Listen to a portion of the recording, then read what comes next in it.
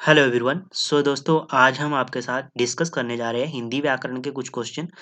और ये आपका 843 पोस्ट कोड वाला और 840 पोस्ट कोड वाले पेपर है, इनको हम डिस्कस करेंगे।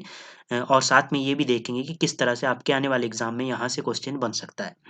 और यदि बात की जाए इनके आंसर की, तो हम फाइनल आंसर की के अकॉर्डिंग ही आपको इनके आंसर बताएंगे। फिर यदि किसी भी क्वेश्चन में आपको डाउट लगता है तो आप हमें कमेंट बॉक्स में उससे बता सकते हैं। तो शुरू करते हैं दोस्तों। पहला क्वेश्चन है इसमें दिया गया।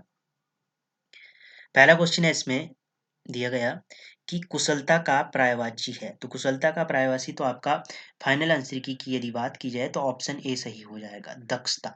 ठीक है, ऑप्शन ए सही हो गया। अब कुशलता के पर्यायवाची की बात की जाए तो कुशलता का कौशल, प्रवीण, पटुता, पटुता और पाटव, दक्षता, चतुरता, ये तो किसके हो गए आपके पर्यायवाची, दक्षता कुशलता के पर्यायवाची हो गए। अब यहाँ से आपने एक क्वेश्चन ध्यान में रखना, तीर के पर्यायवाची सर, बाण, ईसु। ईसु पूछा जा चुका है कि ईसु किसका पर्यायवाची है, तो तीर का पर्यायवाची है। और सहायक, ये आपने ध्यान में रखना है। आगे क्वेश्चन आपके पास 168, देश का विशेषण बताना है आपको। देश का तो देशी बन जाएगा आपका, ऑप्शन डी सही हो जाएगा। फाइनल आंसर की बात की जाए तो ऑप्शन डी सही हो जाएगा आपका। अब यहाँ से आपने कौन कौन से शब्द ध्यान में रखने हैं। तो यहाँ से यदि बात की जाए दोस्तों, तो यहाँ से आपने साहस का साहसी विशेषण होता है, भय का भयानक विशेषण होता है, धन का धनाढ्य या धनी विशेषण होता है, ये आपने ध्यान में रखने हैं। ठीक है, और धर्म की धर्मात्मा विशेषण होता है, ये भी आपने ध्यान में रखना है।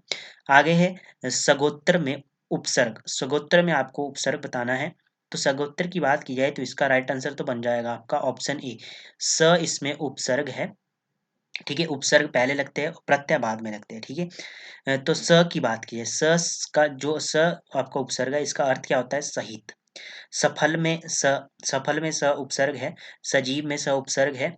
सगोत्र में भी आपका स उपसर्ग है। सानंद में भी आपका, और सावधान, सचेत और सकाम, इन सब में क्या है, उपसर्ग है, ये आपने ध्यान में रखना है। आगे है धाक जमाना मुहावरे का अर्थ। धाक जमाना मुहावरे का क्या अर्थ होगा, तो इसका राइट आंसर की बात की जाए तो प्रभाव होना या प्रभाव जमाना। तो राइट आंसर तो आपका ऑप्शन ए सही हो गया।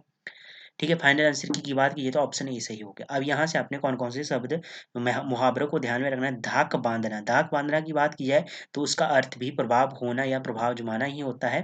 ठीक है, और धाक पकड़ना, धाक पकड़ना की बात की जाए तो आंतक छाना, ये इसका मुहावरे का अर्थ होगा। और धार चढ़ाना मतलब कि किसी औजार को यदि धार चढ़ाई जाती है तो क्या होता है, उसे तेज किया जाता है, तेज करना। तो ये आपने ध्यान में रखना है। आगे सेकंड पेपर आपका 840 पोस्ट कोड वाला पेपर की बात की जाए तो इसमें आपसे पहला क्वेश्चन पूछा गया है, निश्चल में संधि विच्छेद कीजिए। संधि विच्छेद की बात की जाए तो इसमें आपका राइट आंसर तो बन जाएगा निसह प्लस निह प्लस छल। प्लस छल की बात की जाए तो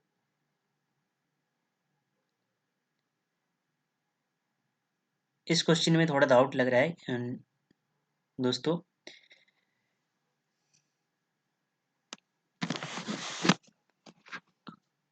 आगे है क्वेश्चन आपका, 2 मिनट वेट कीजिए दोस्तों, इस क्वेश्चन को देख लेते हैं, इस क्वेश्चन में गड़बड़ लग रही है।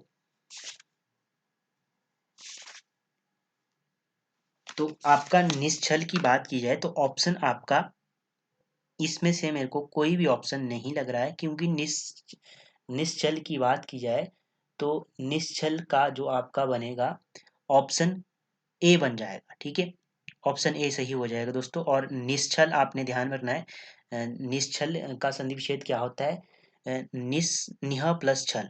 ठीक है, ये आपने ध्यान में रखना है, निश्चल का ये संधि विच्छेद होता है। और इसका राइट आंसर बनेगा आपका ऑप्शन ए।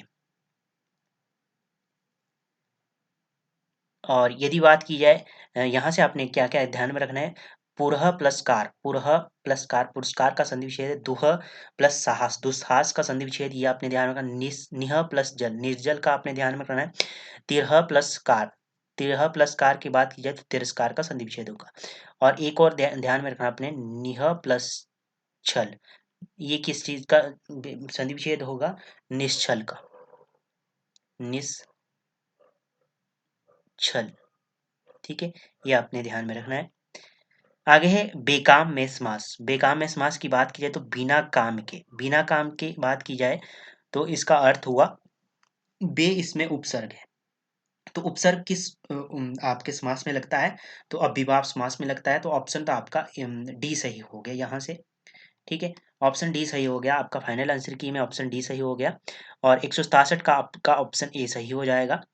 ठीक है, अब बात की जाए अभिभाव से आपने कौन कौन से रखने हैं। एक तो बेलाग को आपने ध्यान में रखना है, बिना लाग के, यथाक्रम और यथेष्ट, जिसकी इच्छा इच्छा भर गई हो। ठीक है, ये आपने ध्यान में रखना है अभिभाव से। बहुव्रीहि का आपको पता है, ना तो पहला पद ना ही दूसरा पद कोई अन्य अर्थ निकले। द्वंद्व की बात की जाए दोनों पद प्रधान होते हैं। तत्पुरुष की बात की जाए तो इसमें दूसरा पद प्रधान होता है, ये भी आपने ध्यान में रखना है यहाँ से। ठीक है, इनकी जो विशेषता परिभाषा है वो आपके माइंड में होनी चाहिए, तभी आप क्वेश्चन को सही कर पाओगे।